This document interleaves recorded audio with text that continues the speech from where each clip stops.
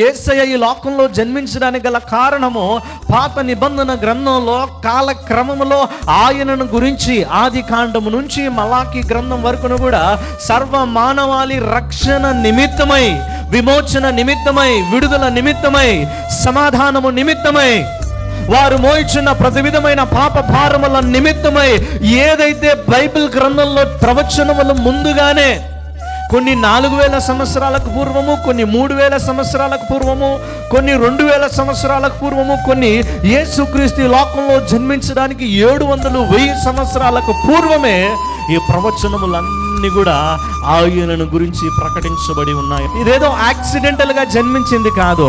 యేసుక్రీస్తు లోకంలో జన్మించడానికి కారణము ఆయన ఏదో ఒక మతాన్నో ఒక సిద్ధాంతాన్నో ఏర్పాటు చేయడానికి ఈ లోకంలో ఆయన జన్మించలేదు. ఈరోజు చాలా మంది క్రైస్తవులు కూడా క్రైస్తవ్యాన్ని ఒక మతముగా ఆలోచన చేస్తుంటారు.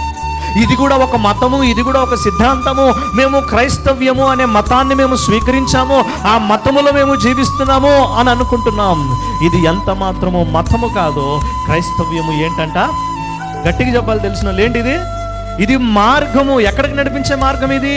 జీవమునకు, పరలోకమునకు, దేవుని యొక్క నిత్య రాజ్యమునకు, దేవుని యొక్క నిత్య సమాధానమునకు, దేవుని యొక్క నిత్య సంతోషమునకు నడిపించేది మార్గము. This is not a religion.